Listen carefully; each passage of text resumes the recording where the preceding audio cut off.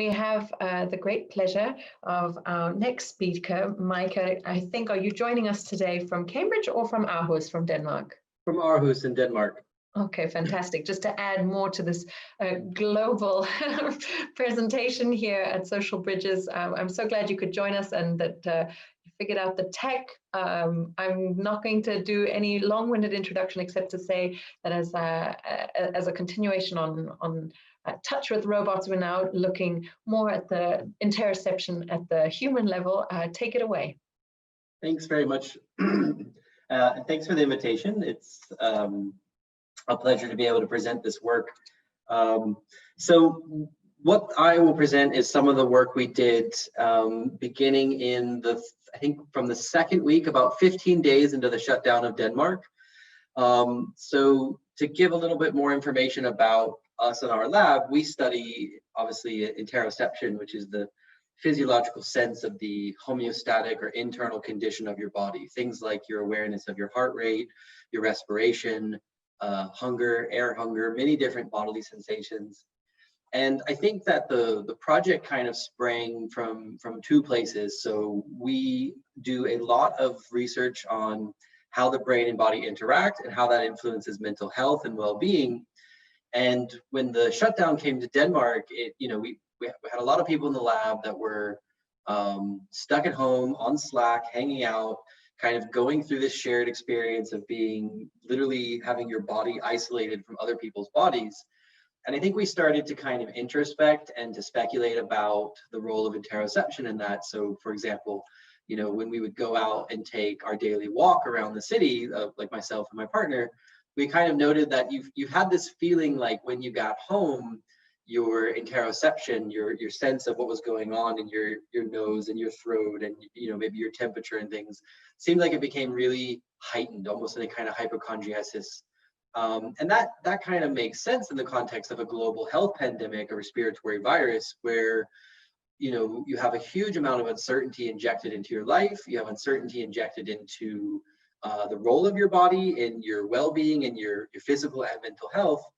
And we started to think about, okay, how can we approach that question? So I think that's the kind of framing for the study is when we're stuck at home reading this news about, respiratory pneumonia and temperature and dry cough and all of these things that are essentially interoceptive symptoms, what does this increased attention to the internal body, both forced by the actual physical facts of the isolation itself, and just sort of highlighted by the increased media coverage and attention to the body, what does that imply for things like anxiety and depression?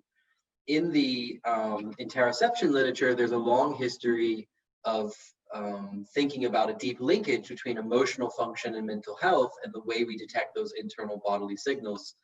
You can think back to psychologists such as William James, who argued that to sense an emotion is to experience some physiological reaction in the body, like a racing heart, and then to recognize that in a perceptual way, and to say, hey, I'm afraid, or I'm really aroused, or I'm angry.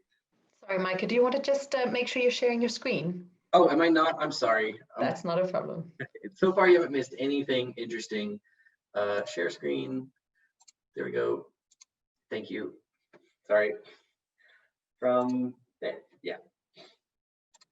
Good. So all you missed was this cool looking intro slide and this picture of a person being very isolated, and then getting into the concept of when we are isolated like that, how do we start to allocate attention to the body? And is this something adaptive or maladaptive in terms of our mood and our mental health? So those were our primary research questions. The first being just how does interoceptive experience fluctuate during the pandemic? It kind of seemed intuitive to us that particularly in the early stages of being shut down, you have a kind of a rare opportunity for an interoception researcher where you have an external event that is spiking everyone's, or we hypothesize is spiking everyone's allocation of attention to visceral sensations. And then related, what effect, which I think is kind of the question that's in 90% of these survey studies that are out there, is what is the effect that social distancing has on mood, mental health, and well-being? And then for us, the really interesting part was, are these effects related to one another? If I if I'm the type of individual that spends an hour when I get home from my daily walk around the neighborhood attending or hyper attending to my throat and my nose and my respiration, I mean, it's kind of probably not going to be a great outcome for our mental health. And we wanted to try to look at that, and then also look specifically at at-risk groups, because we know, for example, that things like dysapnea, the feeling of breathlessness, or feelings of panic such as a racing heart or sweating palms, we know that those things are closely related to the risk for developing depression and anxiety. We know that persons that have depression and anxiety are also more likely to exhibit those type of somatic symptoms. And our kind of view here was that this could be a vicious circle where if you're already at mental risk and you're attending strongly to these sensations of the body in some desire to get control of the situation, that might have a negative consequence.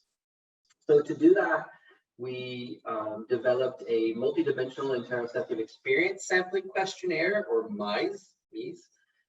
We base this around a lot of the research on mind wandering and self-generated thought, where you, for example, use thought probes or experience sampling methodologies to get lots of different samples of whether people are thinking about the past or the future or the self or the other. So we adapted that kind of approach with measures asking about how much are you noticing sensations from your bladder, your throat, your stomach, your heart, etc. It's important to say that all of the measures we present, because we were stuck at home, it's obviously a survey-based measure. It's measuring what is often called interoceptive sensibility, which is the subjective beliefs that you have about those sensations. It's not currently possible to do an objective measure of interoception, for example, to measure how well people track their own heart rates or respiration. Although that is something we submitted repeated grants to study in COVID survivors and were rejected for. So we don't really, all that's to say is we don't really know if people are just having the subjective feeling that they're really attending to these bodily sensations, or if in fact they are having an increased intensity of them. That's something that you'd have to do in the lab. So the way the study worked is we did a repeated measures design so that we could track those daily fluctuations or semi-daily fluctuations. With the session 1 being the recruitment, we used REDCap and kind of built-in survey instruments. So we were able to deliver surveys at 72-hour intervals after subjects enrolled in the study. And then subjects signed up, they performed recruitment, informed consent, gave basic demographics. We had a pre-post mental health questionnaire that was delivered either at session 1 and session 6. And then we had the daily experience sampling questionnaires, which was the asking things about COVID experience. For example, how much did you social distance today? What kind of impact did social distancing have on your mental health? As well as questionnaires of mood and anxiety, things like the PANAS and the STI short form. And those bottom row there, the daily experience samples, or it should say semi-daily, those were delivered at 72-hour intervals after the initial enrollment in a kind of rolling fashion, so that we could try to see how things it went over time. This was a totally voluntary study. It was done through word of mouth, Twitter, social media, Facebook, a local Aarhus research participant database. So it was not reimbursed, and something we talked about with healthcare professionals is that, I mean, our hypothesis was that potentially increased interoceptive attention could be maladaptive, and we're actually asking people to attend to interoception.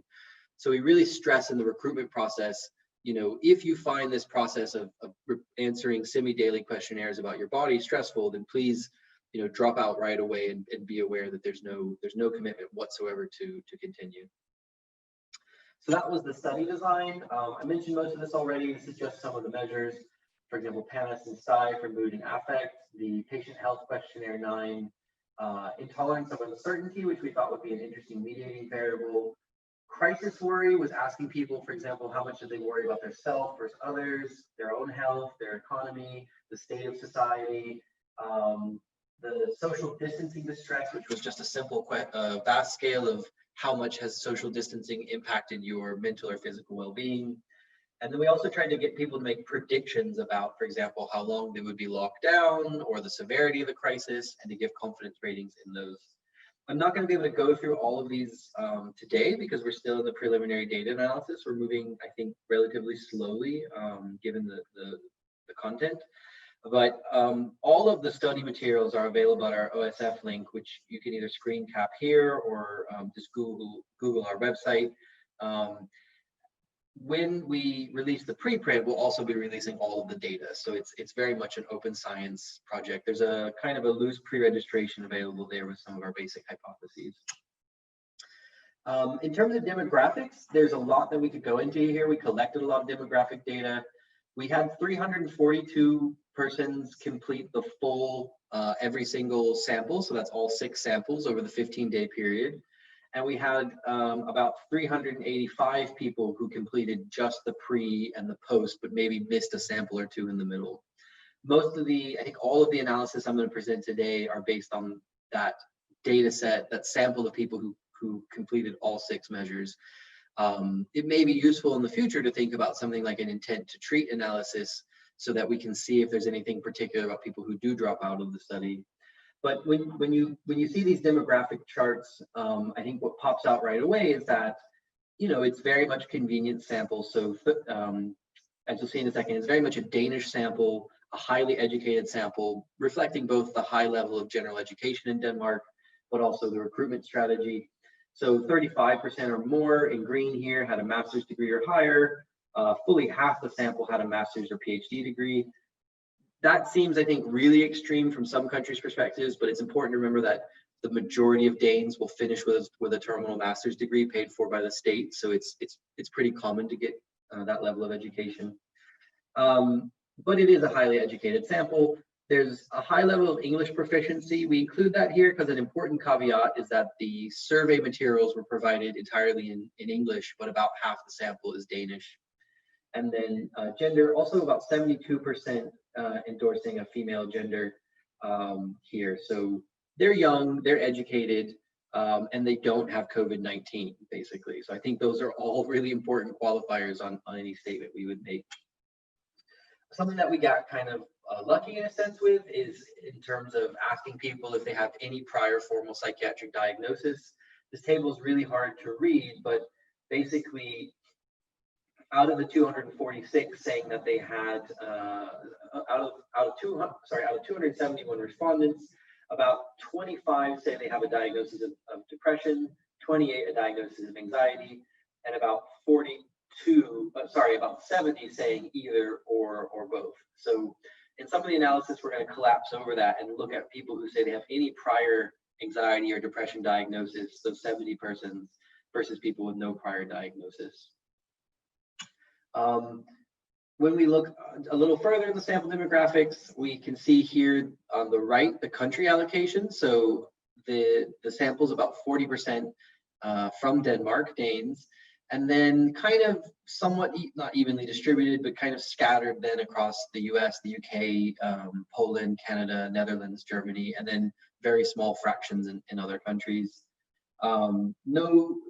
You can also see that the average age here, or the median age, is about 26 for both male and female. So as I said, convenient sample. This figure shows kind of the timeline. So we started data collection on March 27th, and the DK lockdown was March 13th, whereas the UK was March 23rd. So for the majority of the sample, we kind of missed that early window where there might have been the strongest effects of going into lockdown. Particularly for the Danes in the sample, this is definitely a study about 2 weeks after they were sent home. So that kind of gives you the picture. And you can see the rolling enrollment there. So most of the sample had enrolled by April 3rd, and there's a kind of trailing tail there. We're going to do some control analysis when we get a chance to kind of eliminate that tail where there's a lot more noise in the start date. And then this is on the right is the measure of their days in self-isolation. And it's sort of a sanity check. We can see that at session 1, the median days spent in isolation so far was about, let's say, 18 days, whereas at sample 2, roughly 15 days later, it was close to about 30 days. So almost all participants 15 days later are saying that they've been in social isolation about 15 days more. Of course, that could also have some noise from people who may have left social isolation. But the message here is that there's a baseline level of social isolation, and then that by the end of the study, they've been in isolation for a longer period. This is really preliminary, and I think, I have a better figure somewhere. We did simple pre-registered parent samples t-tests on our major mental health scores, so our depression scores from PHQ-9, the STI, and the intolerance of uncertainty. And we find a significant Bonferroni corrected effect of a very slight increase in depression scores from time 1 to time 6. But I think this is where, I'm really, really cautious about this data. It's a single point shift on the scale. It is significant, but I think we have figures later. Yeah, so the next figure here, this in contrast is the STI. So these are the individual items for being calm, content, relaxed, tense, upset, and worried. And when you look at this, you can see that the most endorsed items are STI calm. So out of a 4-point ordinal scale, people are pretty close to endorsing. I can't remember what that, I think that would be almost totally, I can't remember the exact labels on the STI, but the point here is that your calm, content, and relaxed are by far the most endorsed items over the whole session, and there's no linear trend of session at all here. So even though there is a slight increase in overall depression scores, it has to be interpreted in the context of a group of individuals who are really not showing a lot of fluctuation in their mood or their anxiety levels, and are overwhelmingly saying that they're doing okay. So again, I think missing that early window of the first 2 weeks, we might have seen, I would have predicted a kind of early spike and then some leveling off. But I think that's something to be seen in future research. Then when we look at the self-isolation distress, so here we're going to start separating the groups into having no prior psychiatric diagnosis versus any psychiatric diagnosis of depression or anxiety. And what we see is that when we look at the subjective rating in the y-axis of the level of mental distress and the days in social isolation, there is a very weak, or not very weak, but there is a significant linear positive trend. So people do, both persons with and without psychiatric diagnosis, by the end of the study are saying that they're a little bit more perturbed, maybe let's call it 10% more distressed by being in social distancing. But I think what was for us kind of important to see is that if you had a prior psychiatric diagnosis, then this is substantially shifted and stays shifted throughout. So people who say they have been diagnosed with anxiety or depression are understandably substantially more distressed by the social isolation, and this increases at a similar level to the no prior diagnosis patients. When we look at the physical distress, this is on the right side. It's a little less clear. They're kind of equivalent in the first 7 days of shutdown, and then they start drifting apart, with again the patients starting to say that they're feeling a fairly higher level of distress. This is from a VAS scale from 0 to 100, so that can also contextualize things. Essentially, if this is the midpoint between not at all distressed and 100 being completely distressed, the non-psychiatric diagnosis persons are starting from a very low level of distress and just getting a bit, maybe we could call it more annoyed, whereas the prior psychiatric are starting from kind of and going over the midpoint. So it's, these are not effects of people in our sample becoming really seriously distressed. They're just slight but significant trends. If we zoom in on the first day here, so the very first day they're in social isolation, and we look at the correlation between, for example, the impact of social distancing on mental well-being and the depression severity, we see kind of what you would expect, which is that in fact there's a strong positive linear relationship. So the more you report that mental social distancing is impacting your mental health, the higher level of depression score you're also endorsing or having on the PHQ-9. And that does go up into the levels of what would be considered moderate to severe clinical depression symptoms. So again, I think that's not really surprising. It's kind of recapitulating the same point that if you have what looks like a profile of more severe depression symptoms, you're also saying that this social distancing is having more negative impact on your well-being up to the extremes of both scales. And we see the same thing for state anxiety. So these are from a pre-registered Bonferroni corrected threshold of P less than 0.001. They're fairly highly significant. I'm sorry I don't have the figure. These are really preliminary figures, but at least in terms of a correlation between two subjective reports, we thought this was a fairly substantive and somewhat alarming effect. So that's kind of the summary of the mental health. What about the interoception? What we did with our interoception scores, so you might remember that we developed this scale where we asked people to rate every 72 hours how much they were noticing sensations from their heart, their respiration, their nasal passage, their temperature. We can see all the items in a second. And so we had both, for each participant, essentially a matrix of daily samples over 6 samples. And what we did was a kind of longitudinal factor analysis where we concatenate all of these matrices. So we have participant 1, time 1, item 1, like my nose, my throat, my temperature, time 2, and so on, and then participant 2. And these are basically concatenated into one giant matrix across samples and participants.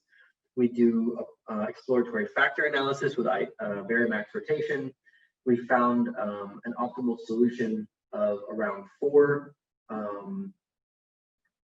IV variants, our principal components.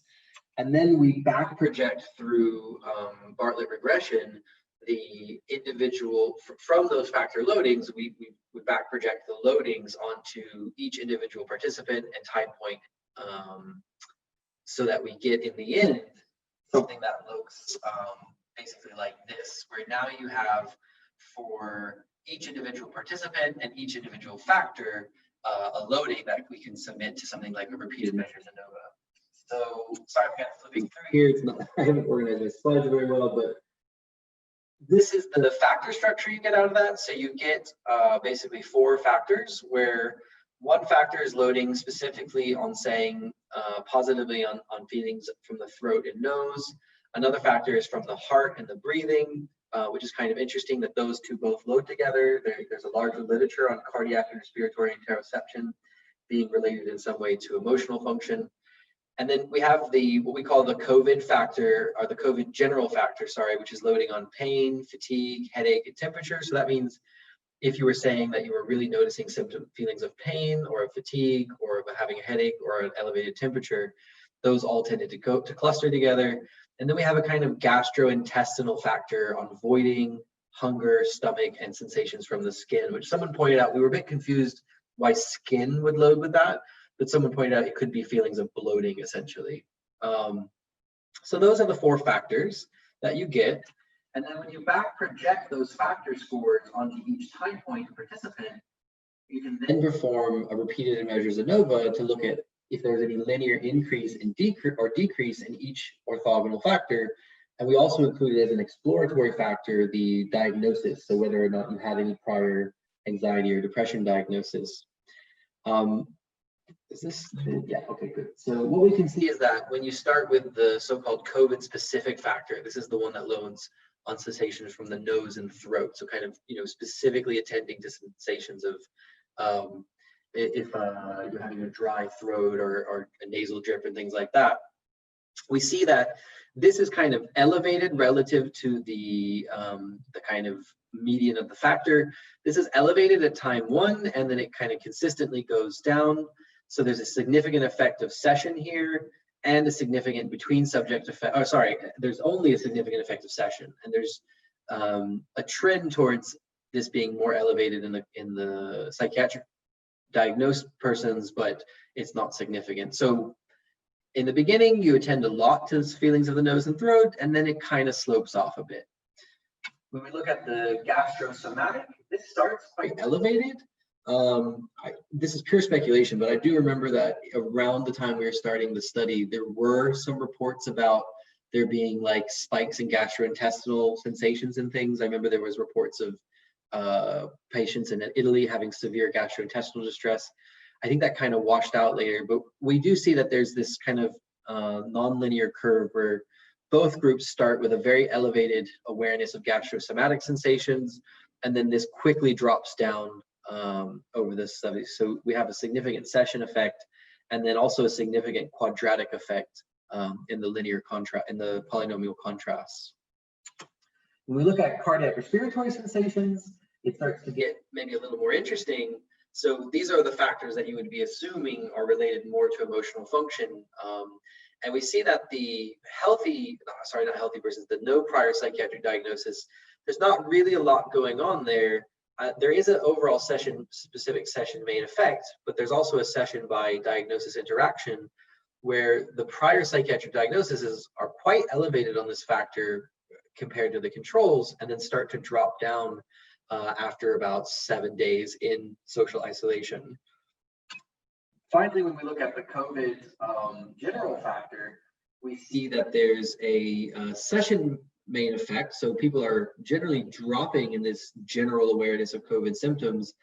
And this is also not interacting with session. So the rate of drop isn't different between the two groups, but there's a diagnosis main effect that you can see here. So they start elevated and they kind of end elevated if they have this prior diagnosis, meaning there's a kind of sustained increased attention to bodily sensations consistent with feeling like you have COVID-19. And then when we look at the linear contrast, there's a very strong effect in the for the polynomial contrast of session, which is capturing this kind of inverted U, where it looks as if the participants are actually, after the 13-day mark, starting to increase allocation to this as well. So the kind of final question at this point for us is, so it seems as if there are, compared to the mood and the mental health scores, there's fairly interesting and volatile fluctuations in interoceptive experience as part of the pandemic. So people seem to start elevated and kind of go lower. And this heightened bodily awareness seems to be something that's increased in persons with a high, with a prior diagnosis. So then we want to know, is this type of fluctuation related at all to the mental health scores? And we see that, in fact, at time 1, at least, there's a significant correlation between that general COVID factor here and both the STI scores and the PHQ-9 scores. So it is, in fact, true, or at least in our sample, it appears that the more attention you're allocated to those symptoms, the more anxiety and depression symptoms you seem to be endorsing. So if we think it goes along with that idea that in a global health pandemic, sitting at home and kind of really constantly checking or using your interoception to try to limit your uncertainty is probably only adaptive to a point. So I think that's it, because I think I'm right on my time limit. We're doing a lot right now trying to model these trends, getting into more complex hierarchical models of the temporal trends, but we're very much open to suggestions. It's a project that we've been working on together with my 2 bachelor students, Nana Kildell Mathiasen and Peter Wade, with a nice assist from our MD PhD Melva, who helped us create a lot of the items. And we have the pre-registered tests, which are most of the ones I presented to you here, like pre-registered paired sample t-tests on basic outcome measures. But I think we're still looking for, what's the right way to try to model this relationship between the interoception fluctuations we see and the kind of stratifications in the mental health, where most people seem to be doing okay, but some people seem to be much more sensitive to the social distancing. So that's it for me. Thanks. Well, thank you so much, Micah. That was wonderful. I'm sure everybody else enjoyed it as much as I did. I do have a couple of questions for you. Take any or all. So one of the questions was, you show this really nice comparison between physical distress and mental distress. You have them side by side on one of your slides, looking specifically at self-isolation distress. I think that's the title on top of that slide. And it occurred to me, it might, obviously it loses some of the richness that you have by having this dynamic time course of data, but you could obviously do a very simple 2x2 to look for that interaction between your two groups, and say at the beginning of your sample and at the end. Obviously what happens in the middle, so is there more variation, as I think, which is what you were trying to suggest, that there's a much more stable response in those with a prior psychiatric diagnosis and the other, but maybe that 2-step approach might be something, but I'd love to hear your input on that. Right. And then the next question we had was to do with the clusters that you put together.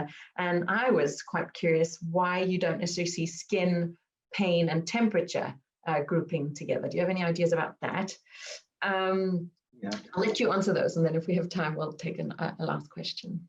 So the first question, I guess, I think you're suggesting that we could do a kind of an Anova analysis, comparing the, so basically comparing the, wait, sorry, this is not right for you. So you're talking about the mental distress versus the physical distress, and kind of comparing whether there's a significant interaction between diagnosis and mental versus physical distress. Do I have that right? And time points. So you rather than, and sort of just, yeah, you could, I'm not quite sure how you would group it, but whether you'd sort of split it in half, first half, second half, or something along those lines. Right. That might be one way of I mean, two-way interaction is always interesting. But absolutely. So I think that, so I think the first thing that occurred to us would be absolutely some kind of repeated measures ANOVA with a session effect and a group effect, for example, on the mental distress factor. So I think, I can't remember, but you definitely, there's definitely a linear session effect here. I believe there's a positive effect of session, meaning there's a significant increase in the mental distress, and there's a positive main effect of group in that the psychiatric diagnosis persons have a higher overall level of mental distress, but the rate, the slope of those two lines is not different. So they're both increasing in distress at about the same rate, if that makes sense. The physical distress is a little harder, I guess, to interpret. I think the way we asked the question is important to know. We had them rate on a VAS scale.